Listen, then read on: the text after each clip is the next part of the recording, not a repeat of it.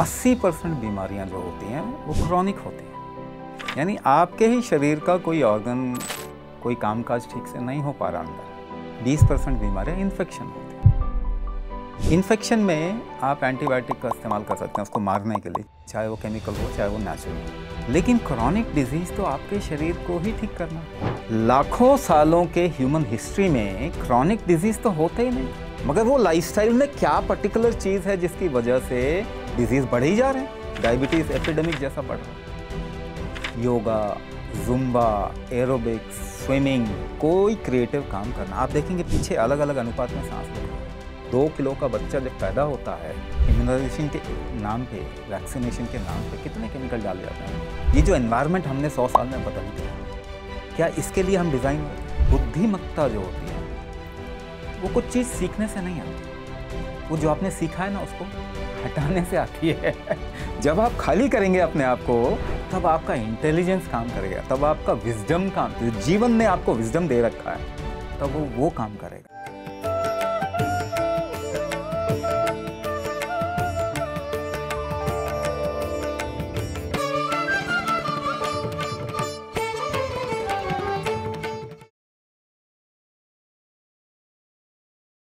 मानवीय देह ईश्वरीय उपहार है, अतः शारीरिक स्वास्थ्य रक्षण मनुष्य की प्राथमिकता होनी चाहिए।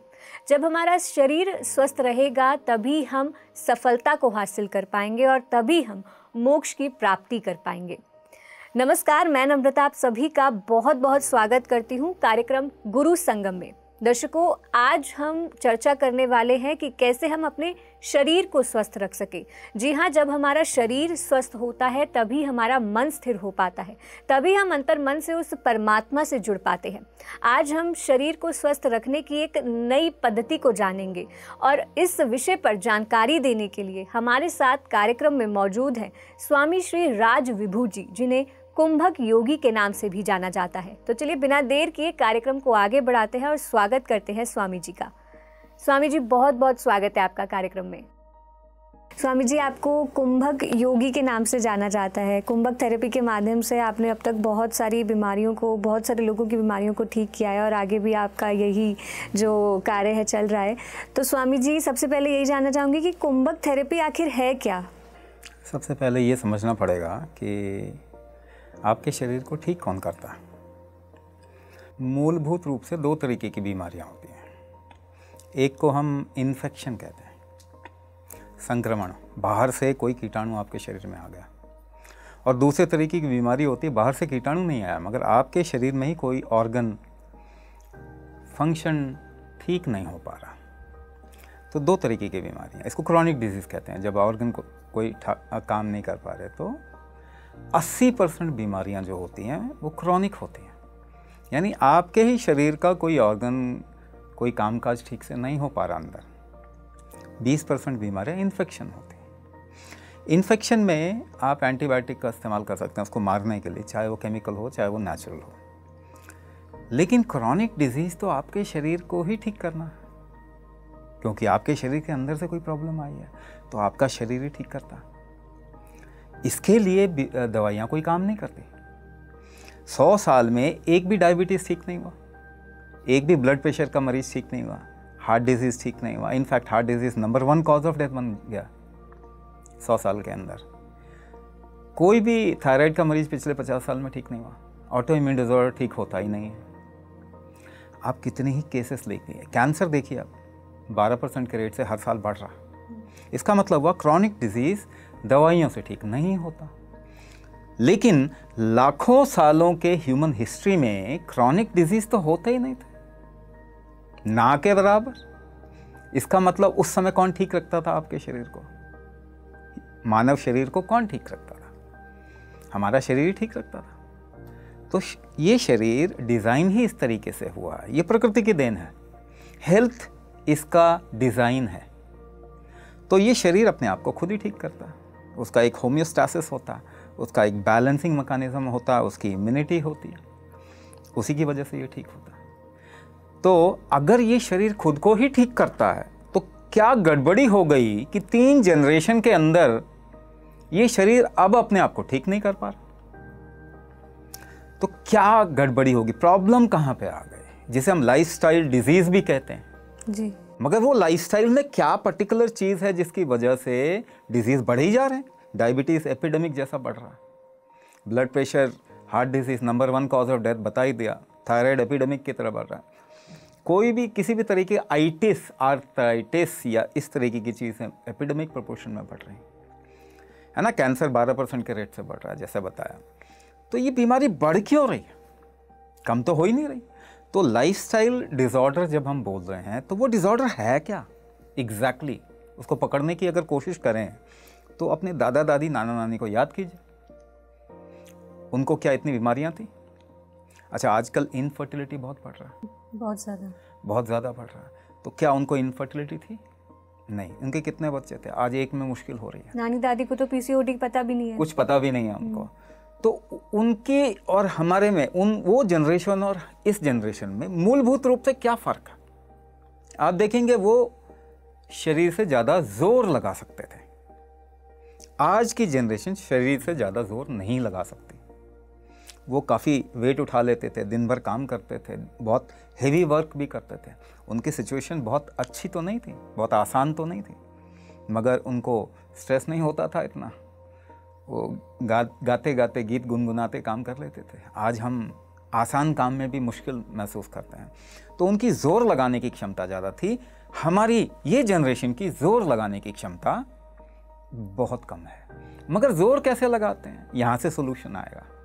ज़ोर कैसे लगाते हैं तो ये सभी कर सकते हैं, जितने दर्शक हैं वो सभी कर सकते हैं। उंगलियां फंसा के खींचिए, जोर लगाइए।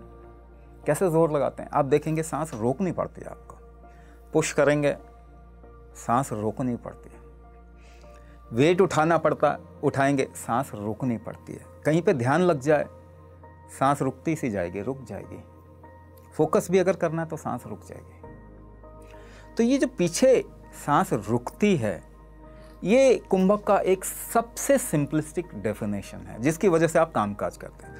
योगा, जुम्बा, एरोबिक्स, स्विमिंग, सीढ़ियाँ चढ़ना, घर के कामकाज करना, नाचना, गाना, कोई क्रिएटिव काम करना, आप देखेंगे पीछे अलग अलग अनुपात में सांस रुक रही है। तो हार्ट के फंक्शन के लिए भी एक तरीके की स्ट्रेंथ, बल चाहिए आपके शरीर को। लिवर के फंक्शन के लिए भी एक तरीके का बल चाहिए आपके शरीर को। किडनी के फंक्शन के लिए भी बल चाहिए। वो बल हमेशा देखेंगे सांस रोकने के हिसाब से होता है। 10 किलो का वेट उठाएंगे, आपको जितनी सांस रोकनी पड़ेगी 20 किलो उठाने में ज़्यादा रोकनी पड़ेगी। तो अगर पूर्वज हमारे ज़्यादा एफर्ट, जोर लगा सकते थे, यानी उनकी सांस रोकने की क्षमता ज़्यादा थी, आज वो कम है। तो बीमारी क्यों हो रही है हमको? क्योंकि वो क्षमता, जोर लगाने की क्षमता कम हो गई। तो बीमारी ठीक कैसे होगी अब बताइए? उस क्षमता को अगर बढ़ाएंगे तभी बीमारी ठीक होगी, और वो तो कोई भी नहीं कर रहा। दवाई से तो ये ठीक नहीं होगा। 100 साल में कोई एम्पेरिकल एविडेंस नहीं है कि दवाई से कोई भी क्रॉनिक डिजीज ठीक हुआ। इनफैक्ट वो बढ़े ही जा रहा है। एक एग्जाम्पल और देता हूँ, सभी को इस बात को क्लियर समझना बहुत ज़रूरी है। सपोज कीजिए आपके शरीर में ग्रोथ फैक्टर होते हैं ना, नई नई ऊतक कोशिकाएं बननी होती है, टिश्यूज बनते हैं ग्रोथ फैक्टर के कारण। पीछे जो कारण है वो ग्रोथ फैक्टर है, ठीक है। अच्छा, आपको दर्द भी क्यों होता है? दर्द एक मार्कर है। शरीर यहाँ पे दर्द करेगा, यहाँ ये रीजनरेशन करेगा, वो मार्क लगा। दर्जी पहले लगाते थे ना, ऐसे मार्क लगा के फिर वहाँ से कटिंग करते थे, यहाँ बटन लगाते थे। तो दर्द आपके शरीर का मार्कर है, और मार्कर पे काम क्या करता है आपके शरीर का? Growth factor. सपोज कीजिए आपको दर्द पसंद नहीं है, आपने कहा नहीं जी दर्द, जरा सा भी दर्द नहीं होना चाहिए, यानी आप बेसिकली क्या कह रहे हैं? मुझे ग्रोथ नहीं चाहिए बॉडी में। और उसको काटने का तरीका क्या? एक पैरासीटामोल खा लेना। तो आपने पैरासीटामोल जब खाया तो किस पे अटैक किया? अपने ही शरीर के ग्रोथ फैक्टर पे। अच्छा, यही ग्रोथ फैक्टर बिगड़ जाता है तो इसको कैंसर कहते हैं। तो जो भी पैरासीटामोल खा रहा है वो तो कैंसर का सब्जेक्ट बन गया, उसको तो कैंसर होने वाला। अगर वही 2-3 जनरेशन आगे देखो तो सभी को होने वाला फिर तो। यानी आप कर क्या रहे हैं? जो केमिकल मेडिसिन, मुझे एक बात बताइए, पेट्रोल की गाड़ी में डीजल डालेंगे? नहीं डालेंगे। या डीजल केरोसिन नहीं डालेंगे, डीजल की गाड़ी में कुछ और नहीं डालेंगे। आपका शरीर केमिकल खाने के लिए डिज़ाइन हुआ था क्या? नहीं। मगर इसमें केमिकल बड़ी आसानी से डालते हैं। एक 2 किलो का बच्चा जब पैदा होता है, इम्यूनाइजेशन के नाम पे, वैक्सीनेशन के नाम पे कितने केमिकल डाल जाते हैं उसके शरीर। और ये आपके ही शरीर के अलग अलग कामकाज के साथ में विरोधाभास में है। इवन जब मदर प्रेग्नेंट होती है तब भी वो बहुत सारी दवाइयाँ खाती है। हाँ, तो उससे क्या हो रहा है, जब आप शरीर के कामकाज के साथ में छेड़छाड़ करेंगे तो ऑब्वियसली आपको क्रॉनिक डिजीज होगा। तो केमिकल दवाइयों से क्रॉनिक डिजीज हो रहा है, पहली बात आपको समझना पड़ेगा। ये मेजर कॉज है, इसके अलावा फूड भी हो सकता है। दूसरा कॉज जिसमें कि hybrid, inorganic process, genetically modified, इसके लिए तो हमारा शरीर डिज़ाइन नहीं होता। ये जो एनवायरनमेंट हमने 100 साल में बदल दिया, क्या इसके लिए हम डिज़ाइन हुए थे? नहीं। तो एनवायरनमेंट ही रिस्क आ गया हमारे शरीर, यानी कि इन सब के साथ में हमारा शरीर ठीक से काम नहीं कर पा रहा। काम करने के लिए उसको जो बल चाहिए वो अगर नहीं मिलेगा तो कोई बीमारी ठीक नहीं होगी। लिख लीजिए, सभी बीमारी बढ़ेगी। तो इसका मतलब ठीक करना अगर है तो क्या करना पड़ेगा? ये शरीर का बल बढ़ाना पड़ेगा, इसका टॉलरेंस भी बढ़ाना पड़ेगा। क्योंकि अगर हमने सब बिगाड़ दिया तो आप जितना झेल पाएंगे उतने बचे रहेंगे, नहीं तो बीमार पड़ जाएंगे। तो कुंभक के माध्यम से जो है वो बल बढ़ाने पे जोर दिया जाता है। तो कुंभक बल बढ़ाने का तरीका है। अच्छा, इसको एक और टर्म में मैं डिफाइन कर देता हूं। कोई भी काम इस पूरे ब्रह्मांड में, चाहे आपके शरीर में, चाहे प्रकृति में, कैसे होता, तो आप सभी ने पढ़ा होगा रेन साइकिल। बारिश कैसे होती है? समुद्र से पानी उठता है, हाई प्रेशर से लो प्रेशर की तरफ में जाता है, वो बादल चले जाते हैं, वहाँ पे बारिश बन के गिरते हैं। तो कोई भी मूवमेंट हाई प्रेशर से लो प्रेशर में होता, यानी प्रेशर ग्रेडियंट में होता। पेड़ पौधे में पानी ऊपर कैसे चढ़ता है? प्रेशर ग्रेडियंट में चढ़ता है। आपके शरीर में कामकाज कैसे होता है? प्रेशर ग्रेडियंट में होता है। यूनिवर्स में कामकाज कैसे होता है? प्रेशर ग्रेडियंट में होता है। ये प्रेशर ग्रेडियंट को ही आयुर्वेद में वात कहते हैं। प्रेशर से ही टेम्परेचर बिल्डअप होता। आप पहाड़ों में ऊपर चले जाइए, तापमान कम होता जाएगा, प्रेशर भी कम होता जाएगा। ऊपर जाएंगे कहीं ऑक्सीजन का दबाव बहुत कम है, कम ऑक्सीजन है। नीचे आते जाइए, ज़मीन के नीचे जाते जाइए, प्रेशर भी बढ़ेगा, टेम्परेचर भी बढ़ेगा। प्रेशर की वजह से ही टेम्परेचर बढ़ता है या कंट्रोल होता है, उसे पित्त कहते हैं। वात पित्त, जब ये दोनों चीज़ें मिलती हैं तो मटीरियल मैनेजमेंट करती हैं कहीं पर भी, चाहे वो ब्रह्मांड में हो, चाहे वो अपने शरीर में हो। तो मटीरियल मैनेजमेंट कफ का एस्पेक्ट है, उसे कफ कहा जाता है। वात पित्त कफ, ये आयुर्वेद का नियम है। अच्छा, वात सबसे स्ट्रांग होता है, राजा है, उसी की वजह से पित्त, उसी की दोनों जब मिलेंगे तो फिर कफ कंट्रोल होगा। मगर प्रेशर ग्रेडियंट बनाने का तरीका तो कुंभक है, और तो कुछ है ही नहीं। बाहर से आप जड़ी बूटियां खा के थोड़ा बहुत फर्क कर सकते हो, मगर एम्पावर, अपना बल तो नहीं बढ़ा सकते। भोजन खा के आप अपना बल नहीं बढ़ाते, कम करते जाते हैं। 50 साल का इंसान 50 साल तक भोजन किया, कमज़ोर हुआ, शक्तिशाली हो गया, कमज़ोर ही हुआ ना। 60 साल, 70 साल, 80 साल और कमज़ोर होता जा रहा है। तो भोजन से आपका बल नहीं बढ़ता, कोई भी जड़ी बूटी से आपका बल नहीं बढ़ता, और केमिकल से तो बल बढ़ता ही नहीं है। तो ट्रीटमेंट तो आप कर ही नहीं रहे। बल बढ़ाने से आपका शरीर अपने आप को ठीक कर सकता है अगर उसके पास में बल हो। तो वात पित्त कफ को कंट्रोल करने का तरीका भी तो कुंभक ही है। कुंभक तो आयुर्वेद का राजा है, मगर उसको तो गद्दी पे ही नहीं बिठाया। तो आयुर्वेद को पावरफुल कैसे बनाएंगे? तो सारी दुनिया तो बीमार हो ही रही है ना। तो कोई दूसरा नैरेटिव, कोई दूसरा पक्ष, दूसरे तरीके से हमें इन बीमारियों को, प्रॉब्लम्स को देखना लाजमी है, ज़रूरी है इस वक्त में। अदरवाइज हमारे बच्चे जेनेटिकली बहुत वीक होते जा रहे हैं। जी स्वामी जी, आपने कारण बताया, आपने बताया कि कुंभक थेरेपी के माध्यम से उस कारण पे ध्यान दिया जाता है, बल जो है उसकी क्षमता बढ़ाई जाती है। लेकिन क्या थोड़ा बहुत अभी आप बता सकते हैं कि कैसी कैसी थेरेपी होती है, मतलब कैसे किया जाता है कुंभक? जैसे मैंने बताया, कुंभक आप सुबह से लेके शाम तक कर ही रहे हैं, इनफैक्ट सोते हुए भी कर रहे हैं।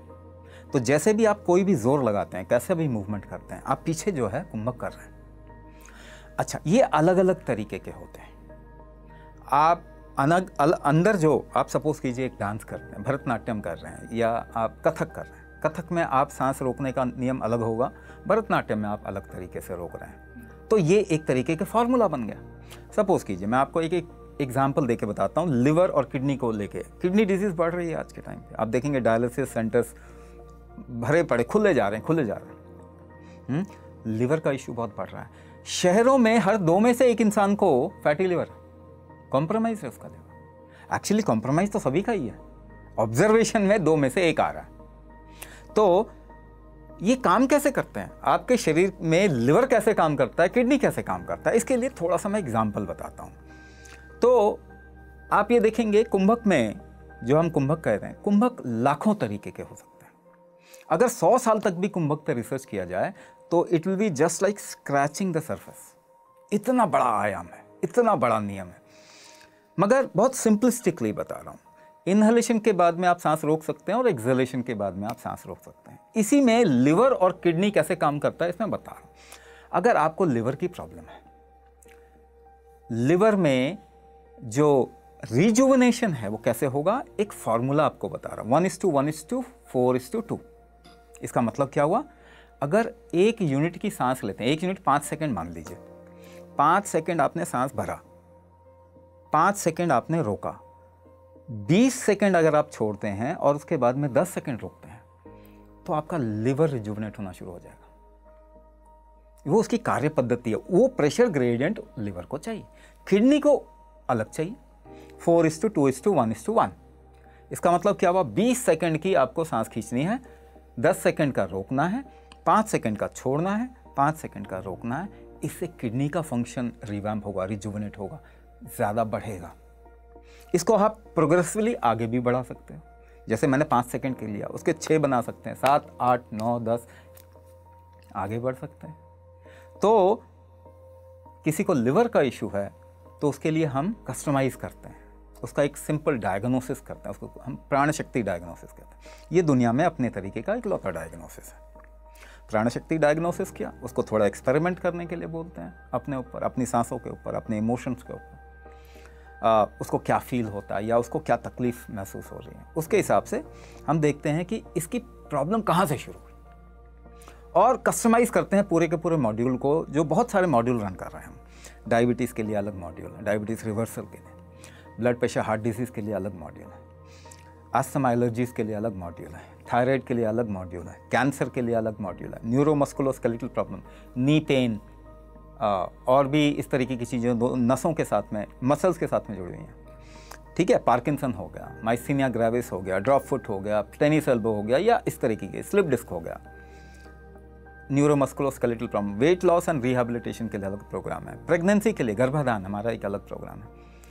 ठीक है, अष्टांग गर्भ संस्कार, जो कि गर्भ धारण करने के बाद, कंसेप्शन के बाद में ये प्रोग्राम है।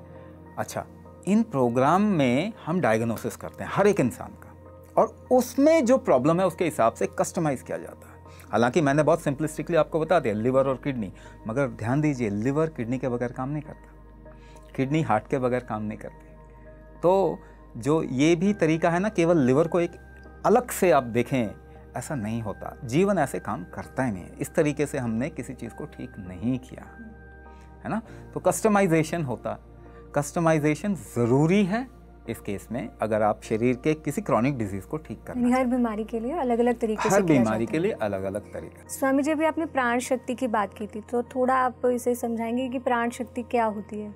आप बेसिकली, कोई इंसान अगर हिल नहीं पा रहा तो वो इंसान मृत है या जीवित है?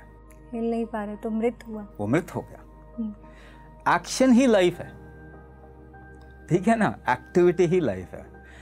एक्टिविटी हमेशा कितनी होगी ये डिपेंड करता है कि आपकी कितनी शक्ति है। उसको हम बल भी कहते हैं। तो जैसे हम एक प्रोग्राम करते हैं षडांग प्रतिष्ठा, षड बल स्थापना भी कह सकते हैं इसको। 6 बल हैं बेसिकली आपके शरीर के, देह बल, धातु बल, अग्नि बल, मनोबल, ओजस बल, दोष बल। ये 6 अलग अलग बल हैं आपके शरीर के। हर बल के लिए एक फॉर्मूला डिज़ाइन किया जा सकता है और वो फॉर्मूला हर एक के लिए अलग भी हो सकता है। तो इसीलिए मैंने कहा लाखों तरीके के कुंभक होते हैं। तो बल, कोई भी बल जो है वो उसका एक्शनेबल जो टर्मिनोलॉजी है वो शक्ति है, ठीक है ना। तो जब हम कहते हैं प्राण शक्ति, तो प्राण शक्ति हम क्यों कह रहे हैं? वही प्राण शक्ति की वजह से आपका हार्ट एक तरीके से काम कर पा रहा है, उसी प्राण शक्ति के एक अलग नियम की वजह से लिवर एक तरीके से काम कर पा रहा है, उसी प्राण शक्ति के एक अलग नियम की वजह से किडनी काम कर पा रहा है। तो वही प्राण शक्ति जब आपस में बाइफर्केट होती या फिर ये चैनल्स अलग अलग बनाती है, तो हमारे शरीर के अंदर योग कलाचार में आपने सुना होगा 72,000 अलग अलग फॉर्मेशंस आ जाते हैं, या उसको अगर कंसोलिडेट करें तो 84 अलग अलग शक्तियाँ निर्मित हो जाती हैं, और फिर और ब्रांचेस भी बन सकते हैं। मगर प्राण शक्ति मूलभूत तरीका है जिसकी वजह से आपका जीवन काम करता है। उसमें फिर और आगे जाएंगे तो उसी की वजह से लिवर काम कर रहा है, और आगे जाएंगे तो उसी की वजह से एक टैलेंट है किसी के अंदर, उसी की वजह से कुछ क्रिएटिविटी है किसी के अंदर। तो प्राण शक्ति इन सब का कंसोलिडेशन। तो उसमें हम देखते हैं कि कौन सा पक्ष वीक हो गया, कौन सा पक्ष। अब जैसे मैं आपको एक बात बताऊं, शुगर लेवल जब आप टेस्ट करते हैं, शुगर लेवल क्यों बढ़ा है, इसका क्या कारण हमको मिलता है, तो आप इसमें सवाल पूछते जाएं। शुगर लेवल क्यों बढ़ गया ब्लड के अंदर? इसलिए भी बढ़ सकता है क्योंकि आपका ग्लूकोज टॉलरेंस बहुत वीक हो गया, इंसुलिन आपके शरीर में नहीं निकल रहा है, आपके शरीर में अमाइलिन नहीं निकल रहा है। अच्छा, आपके शरीर के अंदर इंसुलिन रिलीजिंग हार्मोन ठीक नहीं है। अच्छा, उसके आगे जाएं, लेप्टिन मिस सिग्नलिंग हो रही है आपके शरीर के अंदर। तो आप आगे जाते जाएं और पूछते जाएं ये क्यों, ये क्यों, ये क्यों। आखिर में निष्कर्ष क्या निकलेगा कि हमें नहीं मालूम क्यों हो रहा। एलोपैथी में किसी भी बीमारी का कारण उनको नहीं मालूम। ब्लड प्रेशर क्यों हो रहा है, पता ही नहीं। हार्ट डिजीज क्यों बढ़ रहे हैं, पता नहीं। थायराइड क्यों हो रहा है, पता नहीं। ऑटोइम्यून डिसऑर्डर बढ़ क्यों रहे हैं, पता नहीं। कैंसर क्यों होता है, पता नहीं। कमाल की बात है कि जिनको पता नहीं वही सारे इलाज कर रहे हैं। क्या अजीब सी बात नहीं कि जिनको पता ही नहीं कि बीमारी क्यों हो रही है वही इलाज कर, तो वो इलाज कैसा करेंगे?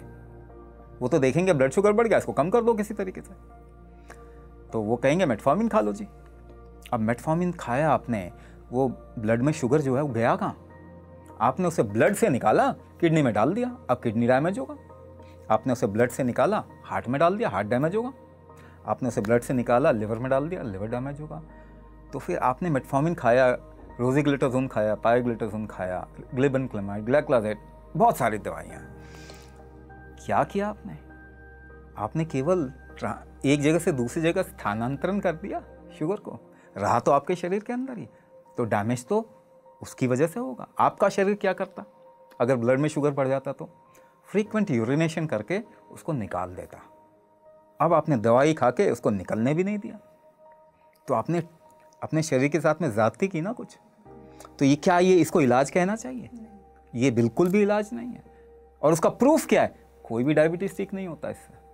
इनफैक्ट उनको प्रॉब्लम आती है, neuropathy, retinopathy, kidney damage, liver damage, heart disease, ये सब आगे बढ़ता है। तो स्वामी जी, जब डॉक्टर्स को पता है कि ऐसे बाकी हिस्सों पे हमारे प्रभाव पड़ेगा, तो फिर वो ये ट्रीटमेंट करते ही क्यों हैं?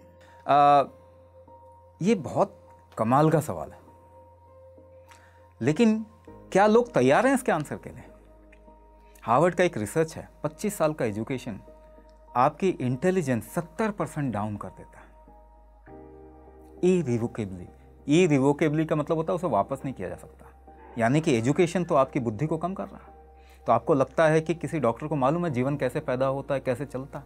उनको तो प्रोटोकॉल में ट्रेनिंग मिलती है और वो कहीं से कंडक्ट हो रहा, किसी पाश्चात्य देश से वो चीज़ें कंडक्ट हो रही। तो अब वो क्योंकि उन्होंने एक वर्केबल मॉडल बना दिया उसको, तो लोग अपना धंधा तो नहीं चौपट करना चाहेंगे। सर्वाइवल सबसे बड़ी बात होती है, ट्रीटमेंट हो चाहे नहीं हो, उसको सही एक सेफ तरीके से आगे बढ़ा देना, उसमें लोगों का कितना नुकसान हो रहा है ये कौन देखेगा? जो हमारे डॉक्टर हमारे तो बच्चे हैं, उनको हम भेजते हैं भाई मेडिकल कॉलेज में जाएगा, करियर बन जाएगा उसका, अच्छा पैसा कमाएगा, अपना जीवन यापन अच्छा हो जाएगा। तो उसको तो प्रोटोकॉल में ट्रेनिंग मिलती है वहाँ पे, उसको थोड़ी मालूम है कि जीवन कैसे चलता है, इसको कैसे ठीक करना है, क्या करना है। कोई भी डॉक्टर गलत नहीं करना चाहता, मगर उसकी ट्रेनिंग की वजह से वो वही करता है जिसमें जो उसने सीखा हुआ। लेकिन आज के समय पे और भी डॉक्टर अपने आप को ओपन कर रहे हैं। कहते हैं ना, बुद्धिमत्ता जो होती है वो कुछ चीज़ सीखने से नहीं आती, वो जो आपने सीखा है ना उसको हटाने से आती है।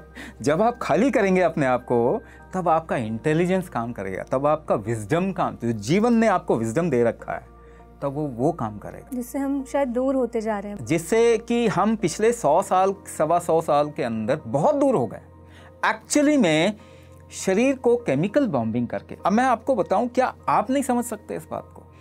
कोरोना का टाइम पीरियड हमने देखा, लेकिन क्या सभी के जीवन में वायरल इन्फेक्शन भी तो आया होगा ना? वायरल फीवर तो होता ही है सभी को, अभी हाल फिलहाल में भी चल रहा है बहुत। हाँ, तो सबसे पहला काम क्या शरीर करता है? कोई भी वायरस अगर आपके शरीर में आया तो सबसे पहला काम क्या करेगा शरीर? टेम्परेचर बढ़ा देगा। क्यों? क्योंकि 5 डिग्री अगर टेम्परेचर बढ़ा देगा तो वायरस मर जाएगा। मगर आपका 1 डिग्री भी बढ़ गया तो क्या खाएंगे आप? पैरासिटामोल, उसको नीचे कर देंगे। भूख नहीं लगती वायरल जब होता है, स्वाद नहीं आता, भूख नहीं लगती, मगर फिर भी आपको भोजन करना है और दवाई खानी है। वायरस की कोई दवाई नहीं होती, फिर भी डॉक्टर के पास जाएंगे तो 5 दवाई लिख के देगा वो। आज तक वायरस की दवाई बनी नहीं, ना ही बन सकती। अच्छा, शरीर उल्टी करता है, आप उसे उल्टी की दवाई खाते हो, बंद कर देता हो, उल्टी बंद कर दिया। दस्त आता है, दस्त बंद कर दिया आपने। खजाना आपने पेट में ही रखा हुआ है क्या? पर स्वामी जी जैसे बोलते हैं कि दस्त, आपने नाम लिया, तो दस्त अगर ज़्यादा लग जाए तो बहुत लोगों के ऐसे केसेस आते हैं कि मृत्यु भी हो गई, बहुत ज़्यादा वीकनेस हो जाती है दस्त की वजह से। वीकनेस हो जाती है। मुझे एक बात बताइए, नहीं झेल पाते लोग। मुझे एक बात बताइए, आज नहीं झेल पा रहे ना दस्त के लिए, आपके पूर्वज क्या खाते थे? क्या उनको दस्त नहीं होता था?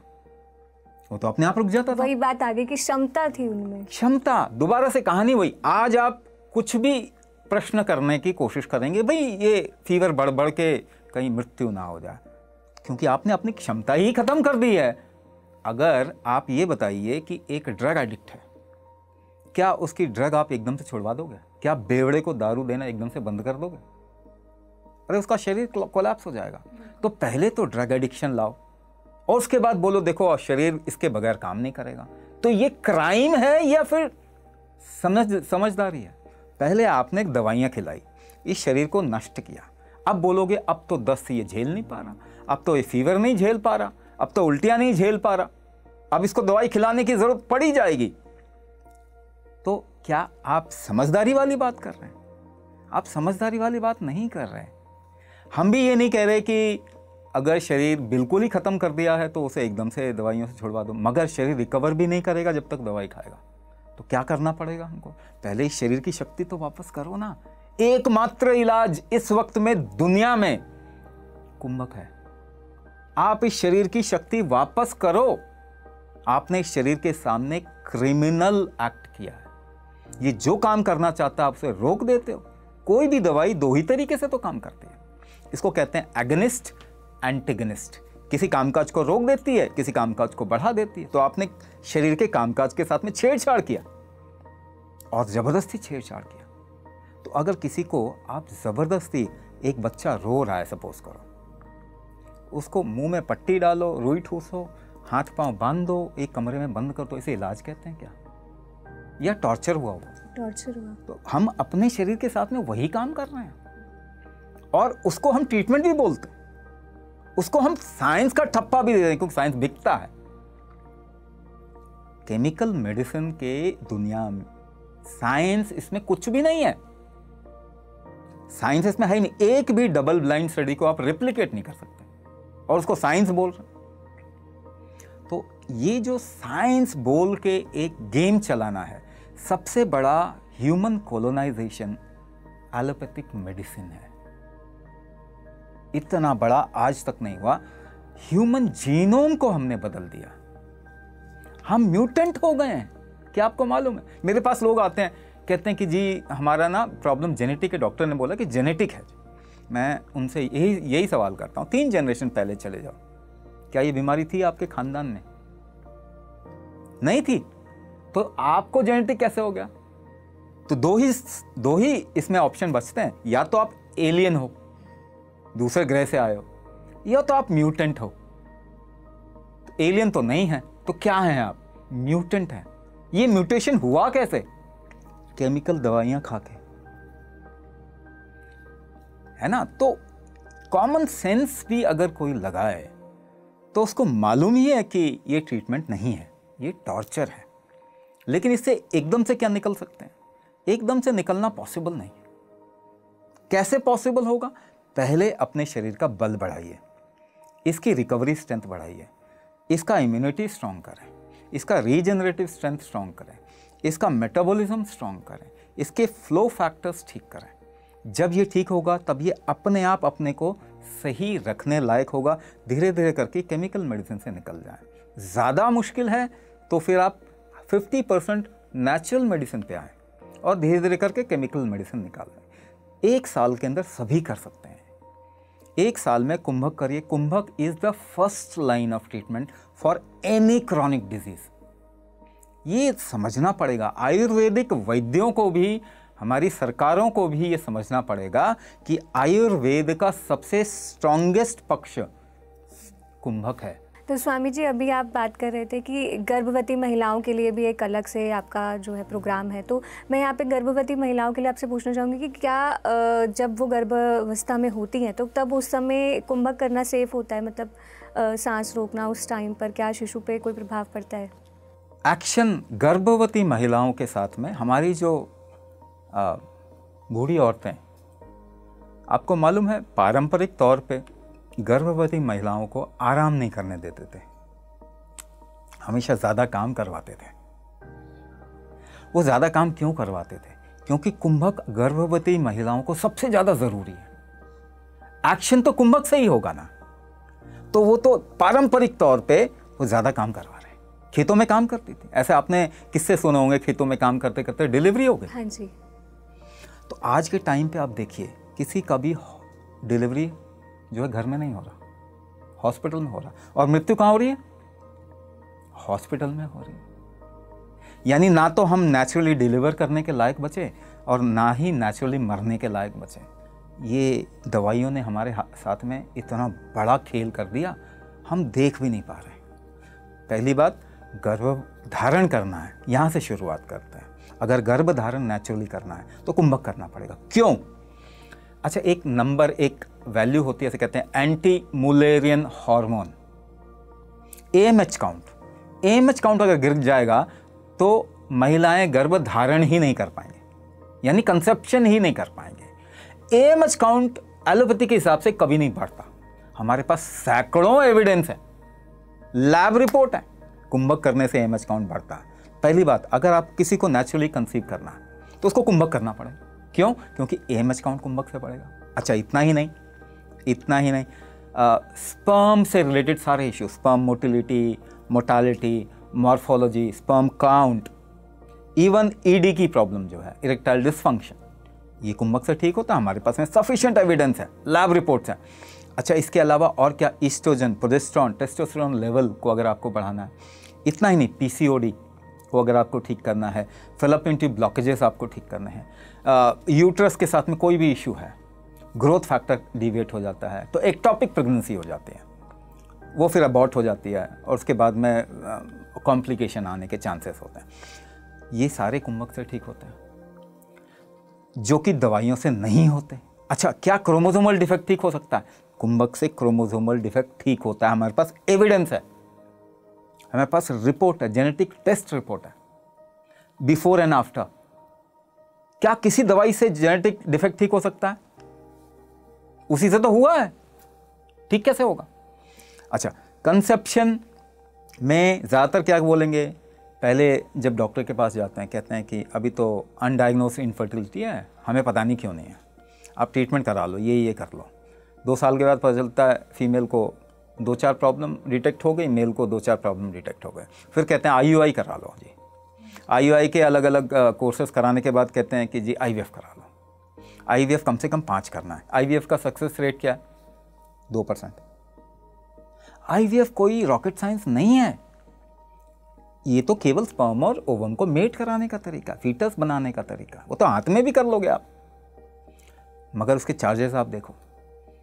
2% सक्सेस रेट के साथ में 5 IVF सपोज करो किसी ने करवा लिया और मल्टीपल IVF फेल हो गए, फिर क्या बोलेंगे? नहीं जी आपके तो एग क्वालिटी खराब हो गई, स्पर्म क्वालिटी खराब हो गई, डोनर एग ले लो, डोनर स्पर्म ले लो।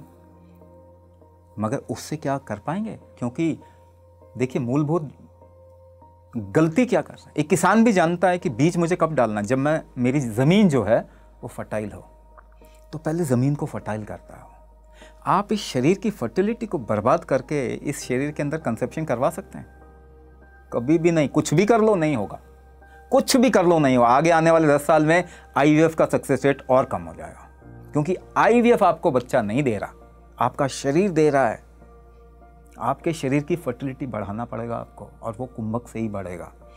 सेकेंड स्टेज, यहाँ से हम आगे बढ़ते हैं। कंसीव कर लिया, कंसीव कर लेने पे आप उस जीव को संस्कारित गर्भ में कैसे कर सकते हैं? क्या मंत्र जाप से संस्कारित हो जाएगा? ये दुनिया जो है ये प्रैक्टिकल होनी चाहिए ना। आप इमेजिनेशन से दुनिया नहीं जीते। तो गर्भ संस्कार का मूलभूत नियम जो है वो कुंभक ही है। हमारे पास में इतने हमने डेवलप किए हैं, इतने कॉम्प्लेक्स फॉर्मूलेज हैं जो कि प्रकृति किस तरीके से बिहेव करती है, साल में कौन से सीजन में किस तरीके से बिहेव करती है। स्वर विज्ञान का इंक्लूजन है, अवतारों का इंक्लूजन है। दशावतार हठ कुंभक हम करवाते हैं, जिससे कि उस बच्चे के अंदर वो गुण आए जो अवतारों के अंदर गुण। हमारे जो गर्भ संस्कार जो हम करवाते हैं, अष्टांग गर्भ संस्कार, वो कुंभक के जरिए होता है। वो फार्मूला है, बहुत कमाल के फार्मूला हैं। उनके बच्चे अगर आप देखें ना, एक ही परिवार में वो कहते हैं कि स्वामी जी अगर पहले आप करवाते तो हमारा पहला बच्चा भी इस क्वालिटी का होता तो दूसरा बच्चा हुआ। तो इस वक्त इस शरीर को एम्पावर करना सबसे बड़ी ज़रूरत है। नहीं तो कुछ समय बाद में देखेंगे ये हमारी ये जो जनरेशन है ना, ये इम्पोर्टेंट हो जाएगी, और ये इसमें मेजर कारण जो होगा केमिकल मेडिसिन होगा। जी स्वामी जी, जैसे अब बच्चा जब जन्म ले लेगा तो, या फिर अगर हम बुज़ुर्गों की बात करें तो क्या वो लोग भी कुंभक कर सकते हैं? मतलब उम्र के हिसाब से कुछ ध्यान रखना पड़ता है इसमें?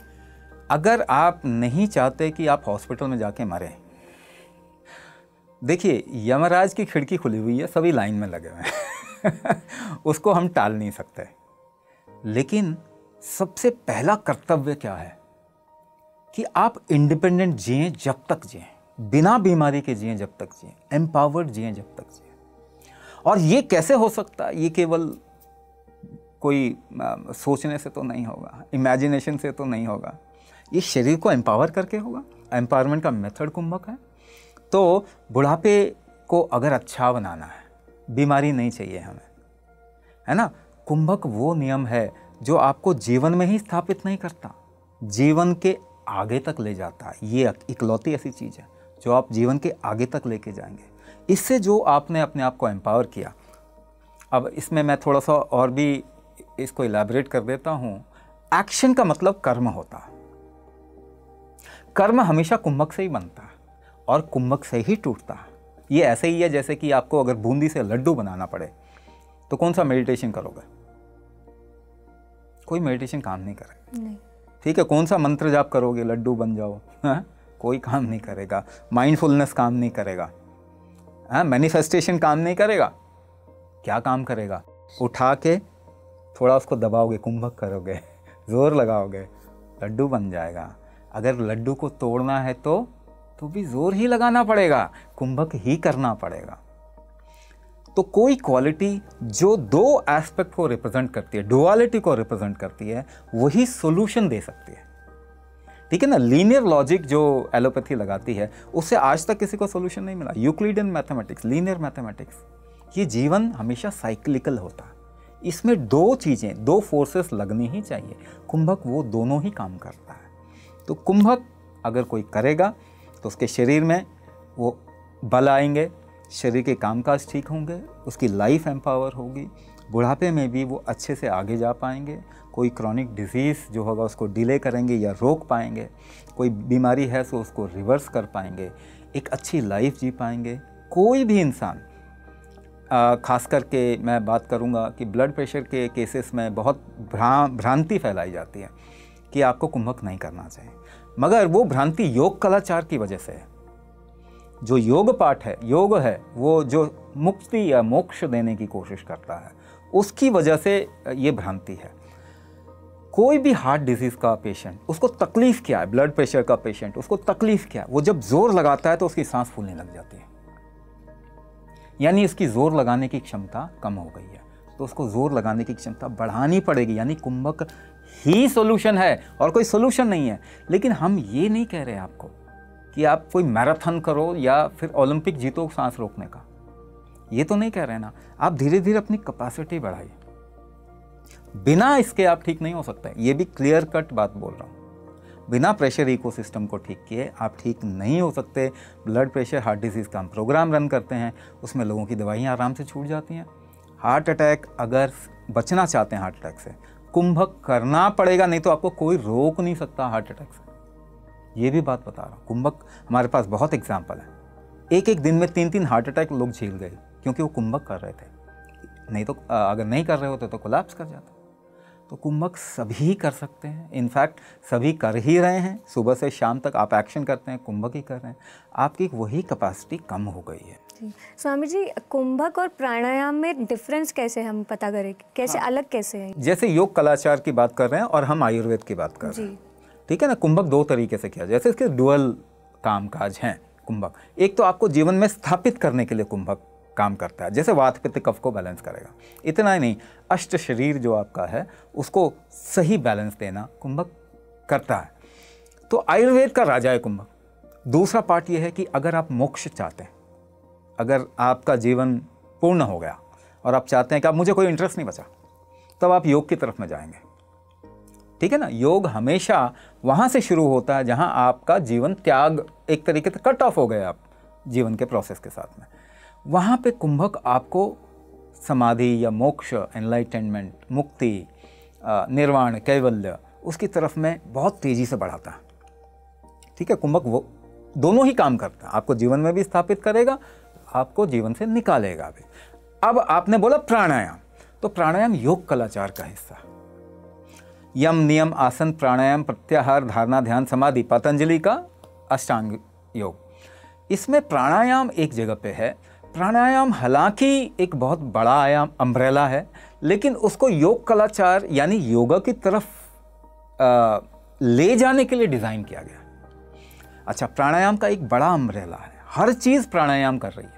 आप जब भोजन कर रहे हैं तो भी आप प्राणायाम कर रहे हैं एक्चुअली, क्योंकि आप प्राण को एक दिशा दे रहे हैं। प्राणायाम का मतलब होता है प्राण को दिशा देना। जब आप चल रहे हैं, जब आप सोच रहे हैं, जब आप सपने दे रहे हैं, तो भी आप प्राणायाम कर रहे हैं, ठीक है ना। एक बड़ा अम्ब्रेला है, मगर जो कॉमनली दुनिया में जो लोग समझते हैं प्राणायाम, वो योग कलाचार का हिस्सा है।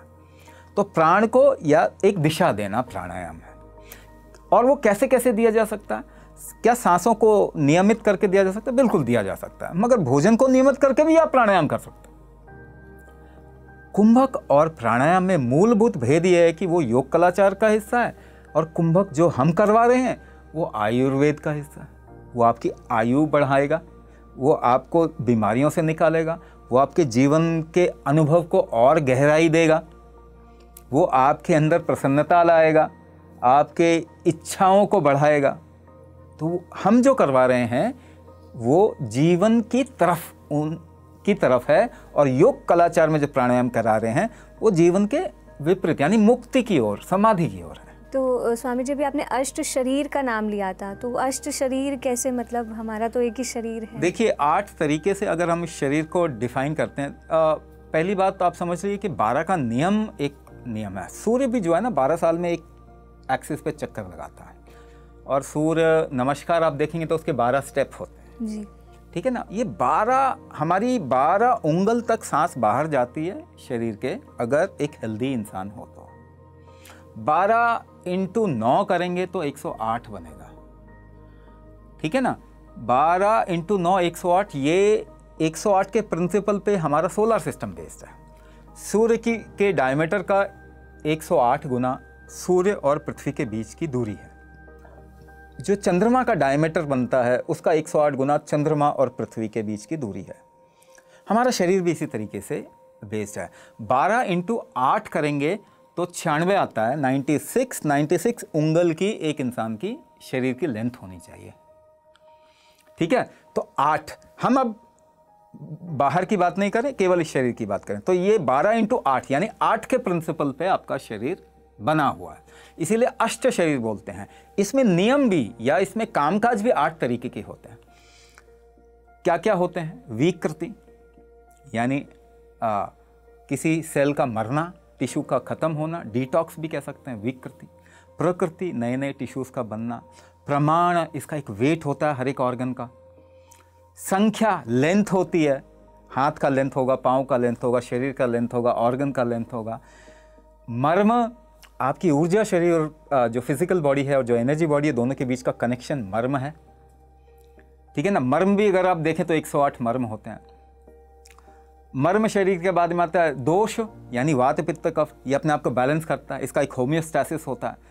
फिर आता है गर्भ शरीर, इसका एक जेनेटिक पार्ट है, ये जेनेटिक प्रोपगेशन कहता है, वो गर्भ शरीर है। और सृष्टि, ये हमेशा प्रकृति या सृष्टि का हिस्सा है, तो उससे ये इम्पैक्टेड होता है। ये 8 तरीके के हमारे शरीर हैं। जैसे अष्टांग योग होता है, आप 8 अलग अलग आपके अंग हैं, या आप कह लीजिए कि फंक्शनल बॉडीज़ हैं, उससे आप रिट्रैक्ट करते हैं, हटते हैं, तो वो अष्टांग योग हो गया। आप जब अष्ट शरीर में जाते हैं तो ये आयुर्वेद हो गया। ठीक है, तो अष्ट शरीर में उसका भी मूलभूत नियम बेसिकली कुंभक ही है। इस वक्त में मेरे पास में 20,000 पेशेंट हैं। 20,000 पेशेंट में अगर मैं स्टैटिस्टिकली भी बात करूं तो चलिए एक, हालांकि ऐसा कोई इंसान नहीं है जिसने आके कहा हो कि कुंभक करने से उसे फ़ायदा नहीं हुआ, लेकिन फिर भी मैं मानूं उसमें से 90% चलो ले लेते हैं, एक 90% लोगों को फ़ायदा हुआ। कैसे केसेस हैं, बहुत जैसे कहते हैं ख़राब केसेस भी हैं। कैंसर, हम कैंसर का करवाते हैं। कैंसर में क्या होता है कि कीमोथेरेपी दी जाती है। कीमोथेरेपी के बाद में एक इंसान 2 से 3 हफ्ते तक कई बार बिस्तर पे पड़ा रहता है, लेकिन कुंभक करते ही वही इंसान 2 दिन के अंदर अपने पाँव पे खड़ा हो जाता है और सब कामकाज खुद करने लग जाता है। कितना एविडेंस दिखा दें हम आपको। ठीक है ना, तो रिलैप्स को हम आगे पुश कर सकते हैं। आजकल रिलैप्स बहुत तेज़ी से हो रहा है। पहले रिलैप्स होने में 10-12 साल लगते थे, आजकल 5-6 साल लगते हैं। 10 साल के बाद में आप रिलैप्स 1-2 साल में होने लग जाएंगे।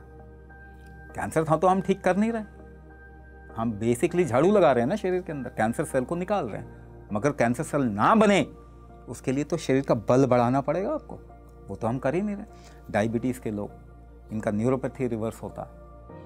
ग्लूकोमा जो ठीक नहीं होता कुंभक से ठीक हो जाता है। किडनी इश्यूज में क्रिएटिनिन लेवल कम हो जाते हैं।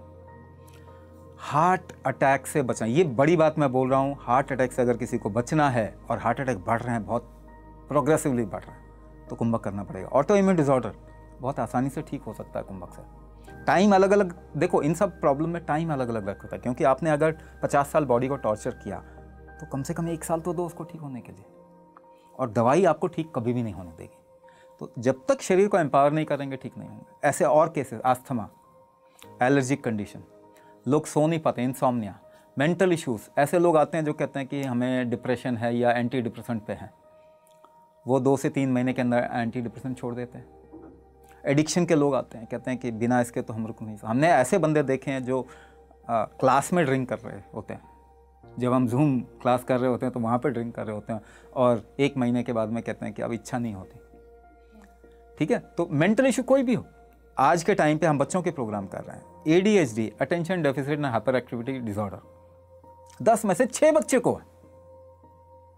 स्ट्रेस जिसे आप कहते हैं, कॉमनली कहते हैं, स्ट्रेस एनवायरनमेंट से या फिर बाहर से नहीं आता है। एक ही सिचुएशन में आप 10 लोगों को डालो, क्या सभी को स्ट्रेस होगा?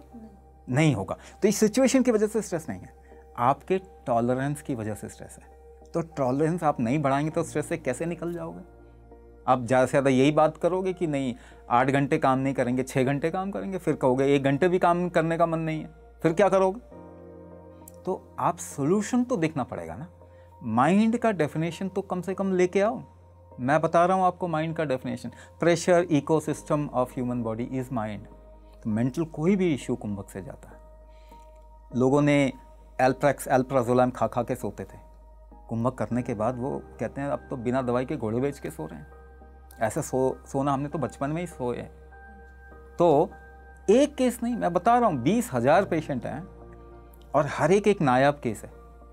एक अजीब से केस भी आते हैं मेरे पास में। एक यूके का बंदा था, उसके शरीर में दर्द ना बहती थी, कभी यहाँ कभी वहाँ, वो बस चलती थी दर्द, किसी को कुछ समझ में नहीं आया। वो 1 हफ्ते उसने कुंभक किया है, बस ठीक हो गया। उसके बाद उसने कुंभक ही बंद कर दिया। कहता मेरे को तो सोल्यूशन मिल गया।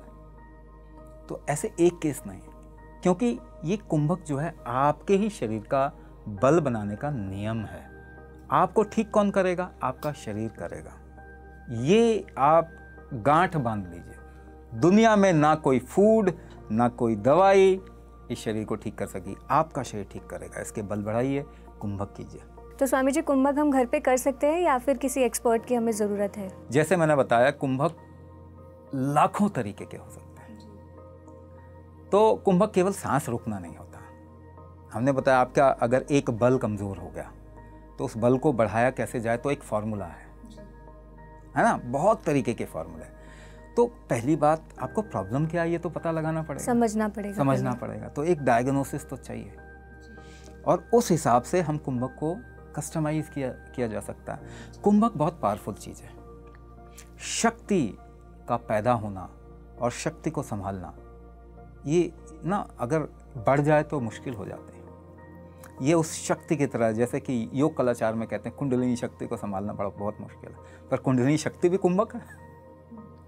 ठीक है, तो कुंभक हमेशा किसी जानकार, जो कुंभक का आयाम जिसके जीवन में खुला हो, उसके सानिध्य में करना सबसे ज़रूरी होता है। दूसरी बात, ये कस्टमाइज होना चाहिए, थेरेपी है तो डायग्नोसिस होना चाहिए।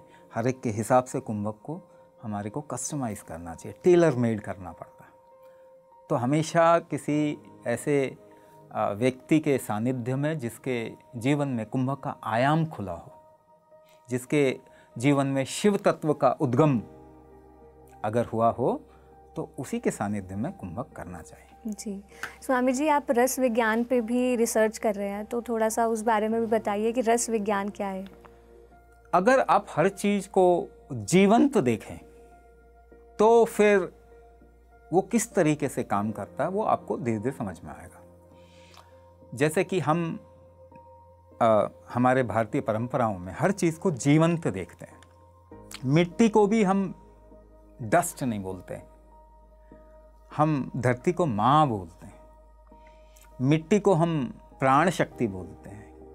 मिट्टी क्या है? क्रीम है पूरे पृथ्वी का, जो उसको बनने में बहुत समय लगा। तो किसी भी चीज़ को अगर जीवंत रूप में देखें तब उसके विज्ञान की तरफ में हम चल सकते हैं। तो रस, हमारे शरीर में सप्त धातु होते, 7 धातु, लेकिन पहला धातु क्या है? रस, प्लाज्मा जिसको हम कह सकते हैं। केवल प्लाज्मा ही नहीं, रस हम टेस्ट को भी कहते हैं, रस हम क्वालिटी को भी कहते हैं, रस हम इच्छा को भी कहते हैं। तो रस विज्ञान, जब हम आयुर्वेदिक परंपरा में देखते हैं रस विज्ञान को, तो वो रस की बात कहाँ से शुरुआत हो रही है? वो पारे से शुरुआत हो रही है, मरकरी से शुरुआत हो रही है, क्योंकि मरकरी सबसे प्रगाढ़ रस है पृथ्वी पे जो अवेलेबल है। उसको, मरकरी को हम शिव का वीर्य भी बोलते हैं। तो रस प्रधान रस है, वो रसों में भी प्रधान है।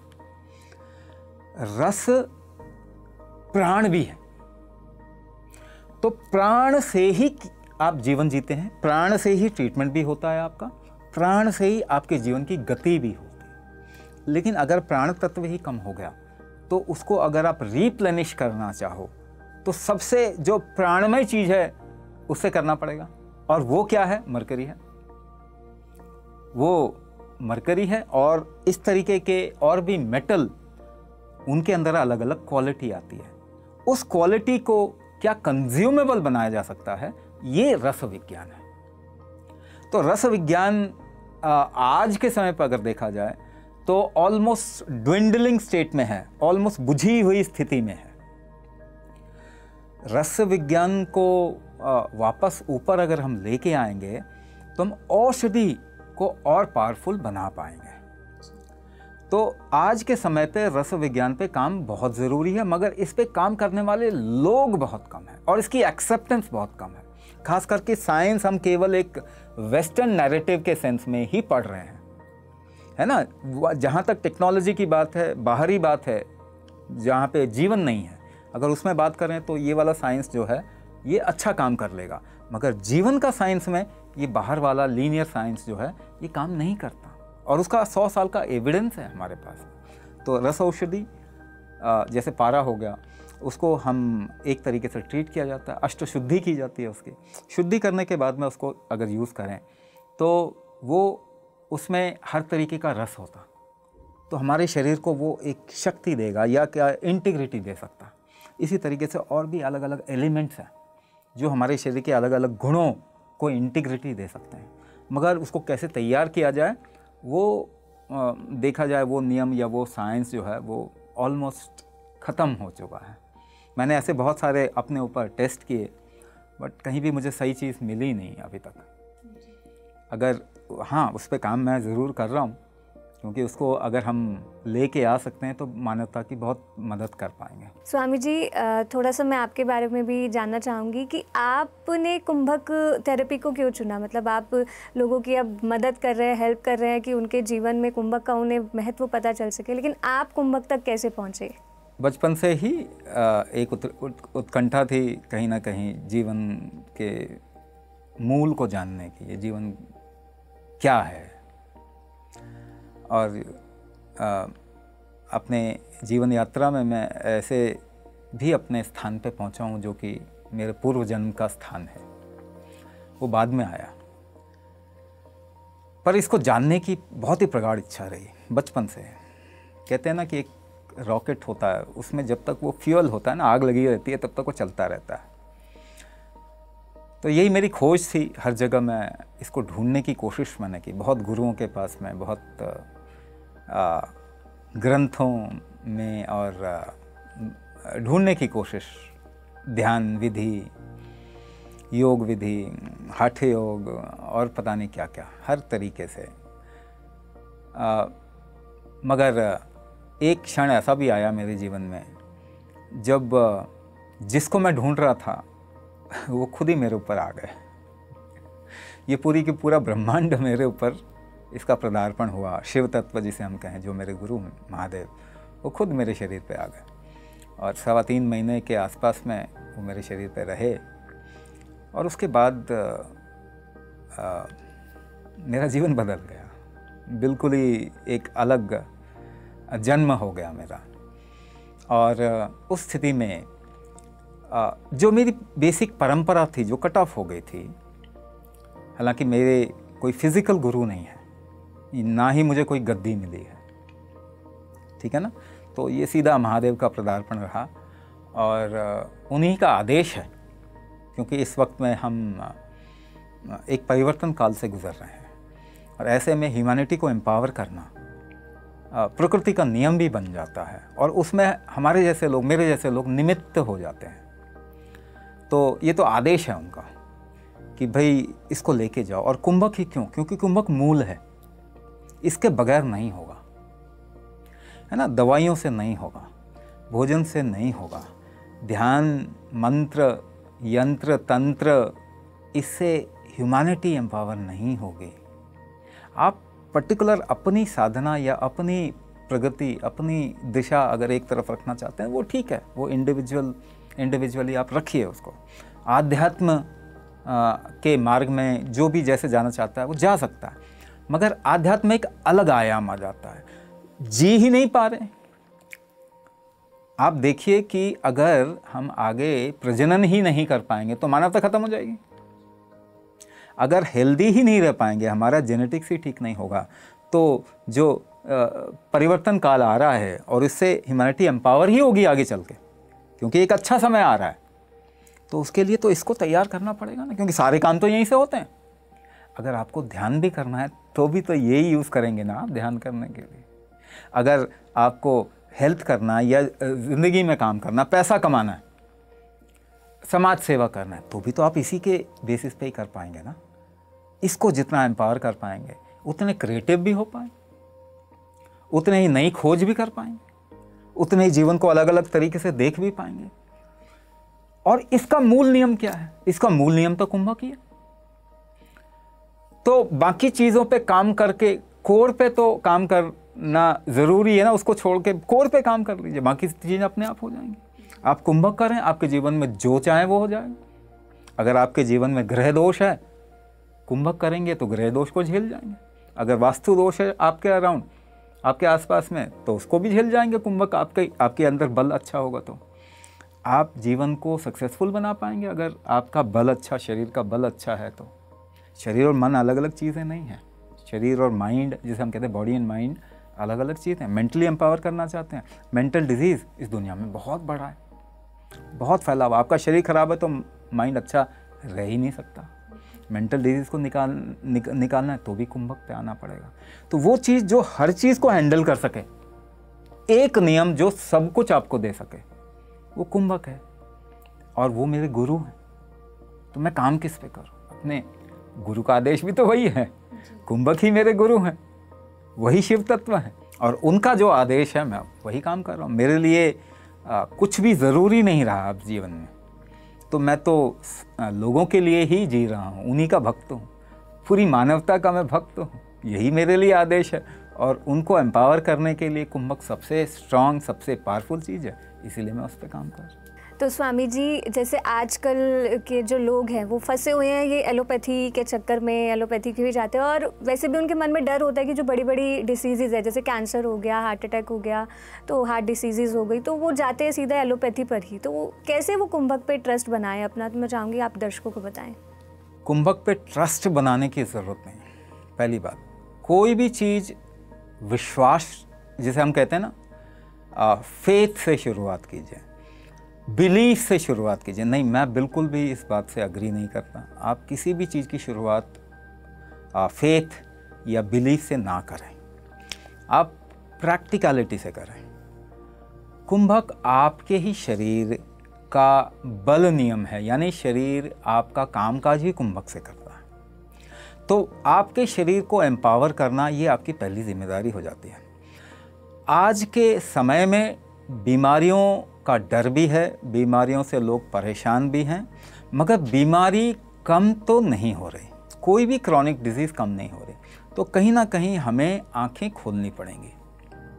तो क्या एकदम से दवाई छोड़ दें? ये मैंने पहले भी बता दिया कि अपने शरीर को एम्पावर करना फर्स्ट लाइन ट्रीटमेंट या पहला आपका कर्तव्य होना चाहिए, क्योंकि शरीर ही आपको ठीक करेगा। बाकी आप दवाइयों से धीरे धीरे करके निकलेंगे तो शरीर ज़्यादा अच्छा ठीक कर पाएगा। डर लगता है, आप दवाइयाँ ले रहे हैं, मगर साथ में कुंभक करने में तो कोई बुराई नहीं है। साथ में कुंभक करेंगे तो दवाइयों से नुकसान भी कम होगा, दवाई ज़्यादा काम भी कर पाएगी आपके शरीर के अंदर, खास करके आयुर्वेदिक दवाई भी ज़्यादा काम कर पाएगी अगर आप कुंभक करेंगे। तो कुंभक हर तरीके से सपोर्टिव है, ये कहीं भी ऐसा नहीं है कि किसी चीज़ के विरुद्ध में है। मैं इसीलिए फर्स्ट लाइन ऑफ ट्रीटमेंट कह रहा हूँ, क्योंकि आपका शरीर ठीक करेगा तो कुंभक कीजिए, बाकी आपको जो मना हो करो। धीरे धीरे आपकी समझ खुलेगी, आपको एम्पावर होंगे, आपका डर कम होगा, आपको अच्छा लगेगा, आपकी प्रॉब्लम्स कम आएंगी, आपकी सिम्टम खत्म होते जाएंगे, तो आपको भी कॉन्फिडेंस आएगा। तो शुरुआत में आपको केवल एक ही बात समझनी है कि ये शरीर सबसे ज़्यादा इम्पॉर्टेंट है आपके लिए। शरीर है तो आप हैं, नहीं है तो आप नहीं हैं। तो इसको एम्पावर कीजिए, इसके बल बढ़ाइए, इसको वापस उसकी स्ट्रेंथ को वापस करें, इस शरीर की स्ट्रेंथ को। ये ज़रूर कीजिए धीरे धीरे करके, जैसे जैसे समझ में आते जाए, जैसे जैसे फ़ायदा होते जाए, तो आपको पता चल ही जाएगा और दवाइयाँ धीरे धीरे आप छोड़ ही देंगे। तो प्रैक्टिकली समझें, सोचें कि ये आपके शरीर के बल निर्माण, यानी आपके शरीर के फंक्शनल कैपेसिटी को बढ़ाएगा, तो वो ज़रूर कीजिए। और इसमें कोई फेथ करने की ज़रूरत नहीं, कोई विश्वास करने की ज़रूरत नहीं, ये प्रैक्टिकल चीज़ है। जी, तो स्वामी जी आप कार्यक्रम में आए और आपने कुंभक के विषय में इतनी सारी जानकारी दी, कैसे हम अपने आप को स्वस्थ रख सकते हैं इस बारे में आपने बताया, तो उसके लिए आपको बहुत बहुत धन्यवाद। आपका बहुत बहुत धन्यवाद मुझे यहाँ पे बुलाने के लिए। तो दर्शकों, आज इस कार्यक्रम में हमने जाना कि कुंभक थेरेपी क्या है, कुंभक थेरेपी कैसे काम करती है। तो आप भी कुंभक थेरेपी के विषय में जो जानकारी प्राप्त हुई है उसको अपने जीवन में आत्मसात करें, साथ ही अपने आप को स्वस्थ रखें। अपने शरीर को स्वस्थ रखना हमारा मूल धर्म है। अगर हमारा शरीर स्वस्थ होगा तभी हम बाकी कार्य कर सकेंगे। भौतिक देह को स्वस्थ रखना बहुत ज़रूरी है ताकि हमारा मन भी स्वस्थ रहे और हम उस परमात्मा से भी जुड़ पाए। तो आज के लिए बस इतना ही, हम आपसे फिर मिलेंगे। तब तक के लिए आप बने रहिएगा PMC हिंदी चैनल के साथ। नमस्कार। PMC हिंदी, बदले जीवन।